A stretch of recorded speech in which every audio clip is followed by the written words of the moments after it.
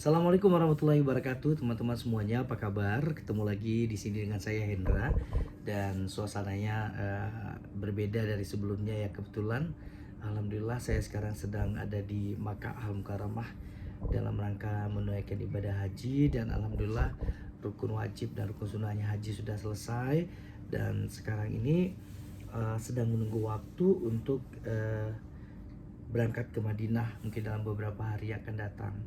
Jadi di Mekah ini benar-benar dimanfaatkan untuk waktu-waktu ibadah sunnah, mulai dari ada yang tawaf, ada yang umrah, kemudian ada bahkan yang umrah berkali-kali setiap hari, masya Allah.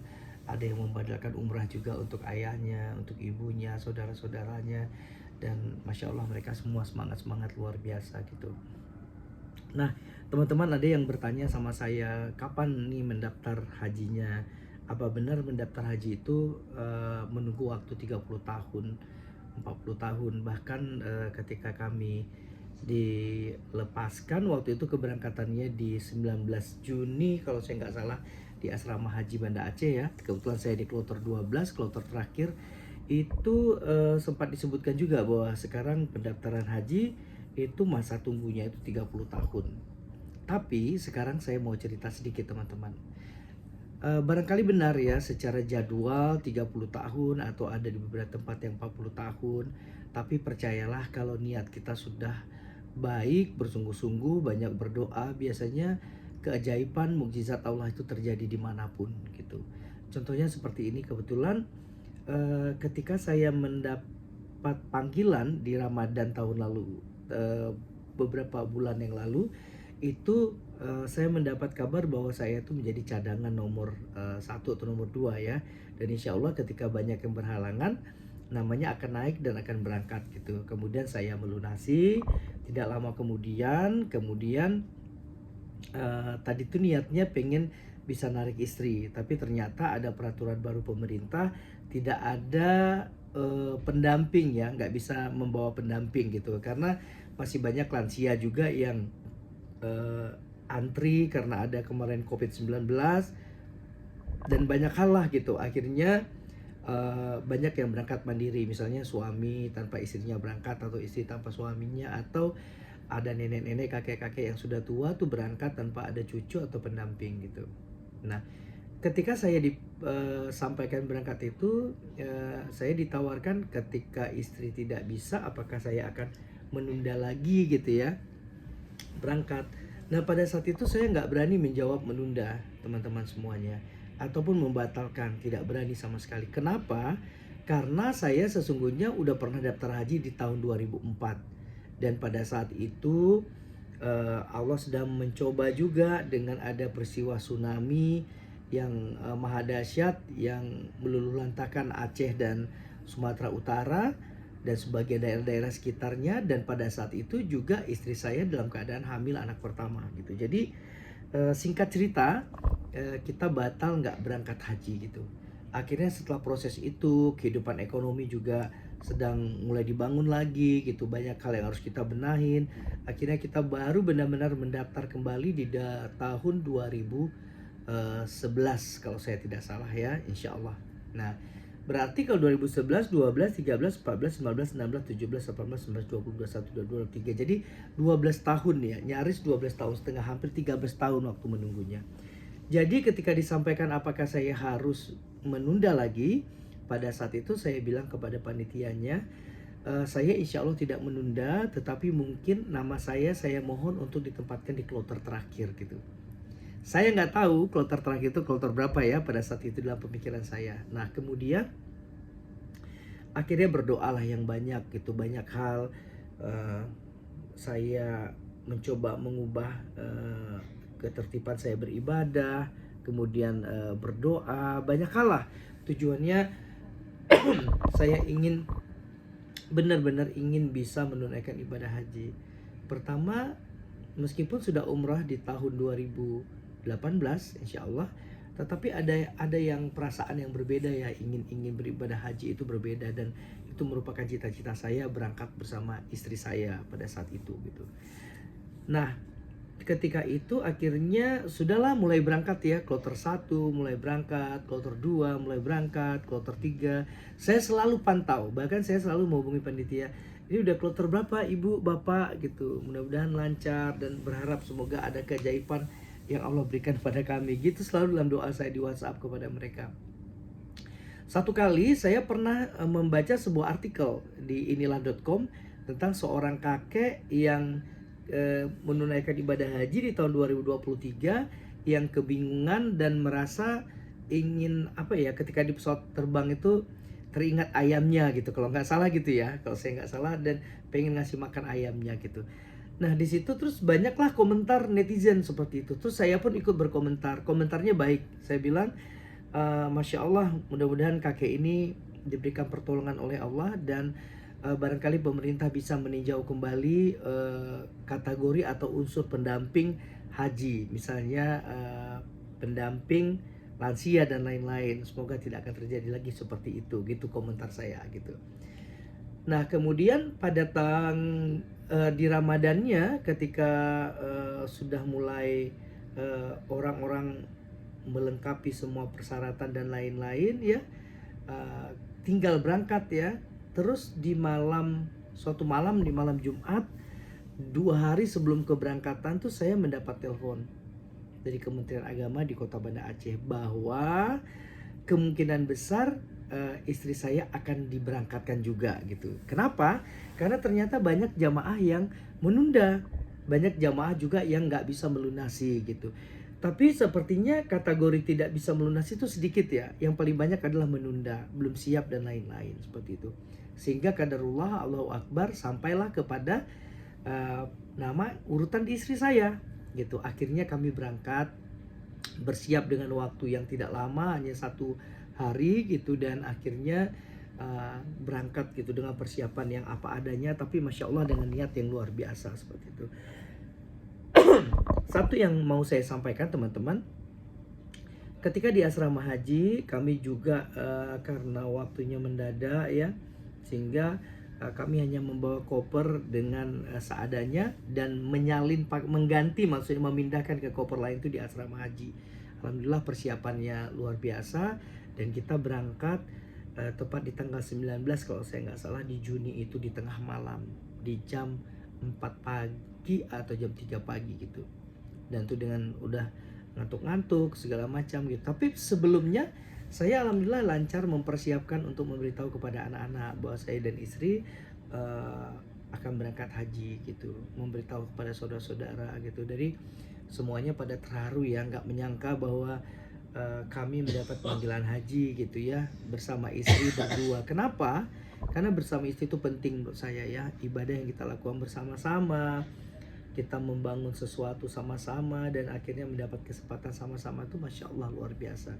Dan alhamdulillah itu terjadi gitu, karena pertolongan dan karunia Allah yang Masya Allah tidak terhingga dan tidak terkira, yang kami perlu syukuri. Rasanya tuh seperti tak mampu mengucapkan apapun gitu selain rasa syukur, bersyukur kepada Allah Subhanahu wa taala atas nikmat yang Allah berikan kepada kita gitu. Salah satunya adalah berangkat haji ini. Nah, teman-teman, agak random ya ceritanya. Kemudian kita berangkatlah, saya belum tahu teman sekelompoknya siapa, dan saya diamanahkan menjadi ketua rombongan 5 gitu. Diamanahkan menjadi ketua rombongan 5 atau disebut dengan karom gitu ya. Jadi karena saya ketua rombongan itu, akhirnya saya banyak tahu tentang teman-teman saya. Ada yang dari berbagai daerah di kabupaten di Aceh gitu ya. Dan mereka juga punya cerita yang Masya Allah luar biasa untuk kita teladani teman-teman. Bahkan ada yang baru mendaftar 2-3 tahun yang lalu. Kemudian ada yang mendaftar 4 tahun yang lalu. Ada yang mendaftar 5 tahun yang lalu. Bahkan ada yang mendaftar 3 bulan yang lalu, seperti itu. Nah pertanyaannya, kenapa mereka bisa berangkat? Nah, bukan karena ada sesuatu hal di balik itu, tidak ada sama sekali. Tetapi mereka berangkat karena di daerahnya banyak yang membatalkan dan tidak sanggup berangkat, sampai akhirnya diurut-urut, ditelepon lagi, dicari lagi, dipanggil lagi urutan berikutnya, dan semuanya kebetulan berhalangan, sampailah kepada mereka. Jadi Masya Allah teman-teman, Yang saya ingin sampaikan teman-teman barangkali adalah tips dan trik saja untuk bagaimana agar Allah menangkap rencana dan niat baik kita untuk bisa beribadah haji, teman-teman. Caranya barangkali melihat dari takdir-takdir dan kadarullah yang dialami oleh teman-teman tadi. Ada yang 1 tahun, 2 tahun, 3 tahun, 5 tahun, bahkan ada yang 3 bulan yang saya kenal, saya tidak sebutkan namanya. Tapi dari kisah-kisah mereka tuh Masya Allah yang bisa kita ilhami. Salah satunya adalah mereka bersungguh-sungguh membuka tabungan untuk mendaftar haji. Bersungguh-sungguh menabung setiap waktu. Sebulan 500 ribu, ada yang 1 juta, ada yang 2 juta, ada yang 300 ribu. Ada yang mencicilnya terus menerus setiap hari sampai sudah cukup baru diberikan porsi sejumlah kalau nggak salah saya 25 juta teman-teman. Dan pada saat itu mereka udah punya porsi, udah terdaftar lah istilahnya di Siskohat. Kemudian tinggal berdoa gitu, berserah diri pada Allah, mempersiapkan diri kita, mempersiapkan hati kita, mempersiapkan bekal-bekal yang harus kita bawa beribadah haji. Bukan saja terkait dengan uang, tapi bekal yang saya masukkan adalah terkait dengan persiapan kita untuk menjalankan banyak ibadah di sini. Gitu, doa-doa yang boleh, yang tidak, kemudian banyak hal yang harus kita pelajari teman-teman, termasuk ikut manasik. Jadi saran saya jangan ikut manasik itu ketika sudah dipanggil haji, tapi sebelumnya bersiaplah untuk ikut kelompok-kelompok manasik di daerah teman-teman semuanya.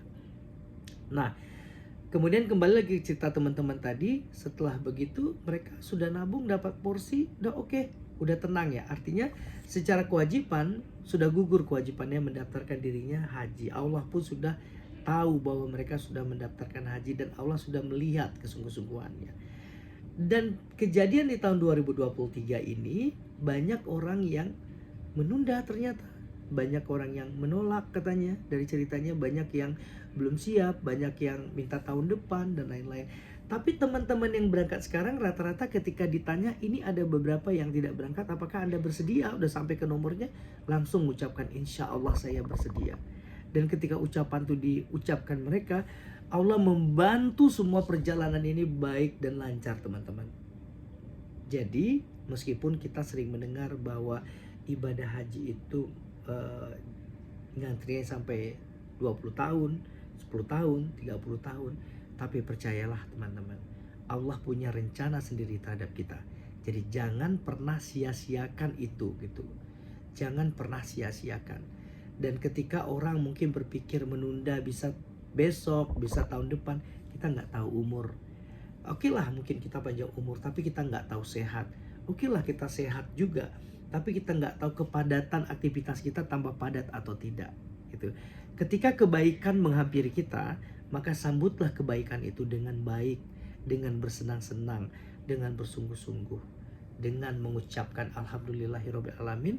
Allah memberikan kesempatan baik untuk kita belajar banyak tentang bagaimana caranya menjadi orang yang bersyukur kepada Allah. Saya bukan ingin menggurui gitu, tapi banyak sekali yang saya lihat ternyata kalau kita bersungguh-sungguh punya apa ya namanya ya, kayak menjemput gitu ya, menjemput nikmat itu dengan bersungguh-sungguh, insya Allah Allah pun akan senang melihat orang-orang seperti itu. Insya Allah gitu. Dan saya pun teman-teman di sini alhamdulillah banyak silaturahmi dengan teman-teman di sini. Jadi tahu bagaimana perjuangan mereka ya untuk bisa mendaftarkan diri di ke haji gitu ya. Kemudian saya satu rombongan juga ada dengan kakek-kakek, dengan nenek-nenek. Tapi Masya Allah, Masya Allah, Masya Allah, melihat semangat mereka beribadah itu teman-teman, rasanya yang lebih muda dari mereka tuh malu gitu ya. Jadi itulah yang membuat kita terus bersemangat gitu. Apalagi kita tahu bahwa sholat di Masjidil Haram misalnya kalau udah di sini lebih baik 100.000 kali dibandingkan masjid yang lain. Nah, walaupun ya secara hadis menyatakan bahwa kalau di Masjidil Haram, di hotel, ada musola dan lain-lain sama juga karena di Mekah gitu ya. Sama gitu ya. Tetapi maksudnya berbeda kalau kita sholat di sana gitu. Nah, kembali ke hotel tuh hanya kayak ganti pakaian, mandi, bawa bekal makanan, terus kembali lagi ke Masjidil Haram. Jadi kita bisa misalnya kalau yang mau berangkat mulai sholat malam ya jam 2 nanti, jam 2.30, kemudian sampai sholat subuh, kemudian menunggu sholat duha, kemudian pulang, biasanya sarapan, kemudian siap-siap lagi berangkat lagi ke masjid, menunggu sholat zuhur, sholat asar, dan sholat maghrib, kadang sampai isya gitu. Terus pulang lagi ke rumah, makan, ke hotel makan, bersiap-siap, mandi, ganti baju, terus begitu. Alhamdulillah Allah masih memberikan kesehatan, ketenangan hati. Pergunakanlah sebaik-baik mungkin teman-teman apa yang teman-teman punya untuk bisa barangkali diambil sebagai rasa syukurnya untuk ditabungkan ataupun didaftarkan ke pendaftaran tabungan haji. Meskipun kelihatannya kita baru cicil-cicil ya, sama seperti yang saya lakukan, pelan-pelan, sedikit-sedikit, sampai akhirnya uangnya cukup dan kita daftarkan teman-teman. Tadi insya Allah ketika niat kita sudah lancar dan mudah-mudahan sudah baik, maksud saya mudah-mudahan Allah juga akan membantu. Jadi bagi saya mungkin secara ukuran administrasi bahwa pendaftaran itu punya jatah atau jadwal tunggu 15 tahun, 20 tahun, bahkan 30 tahun, itu memang benar adanya secara administrasi. Tetapi kekuasaan Allah melebihi itu semua. Itu saja ingin saya bagikan tips teman-teman agar bersemangat untuk mendaftar haji. Dan jangan lupa semangat itu dilandasi dengan niat yang baik, niat karena Allah, yarzuna rahmatahu wa yakafuna azaba, semata-mata ingin mendekatkan diri kepada surganya Allah dan menjauhkan diri dari nerakanya Allah. Sampai ketemu lagi di Inspiring Like a Book di channel ini. Mudah-mudahan insya Allah kita akan sharing hal-hal yang lain yang lebih bermanfaat. Terima kasih. Assalamualaikum warahmatullahi wabarakatuh.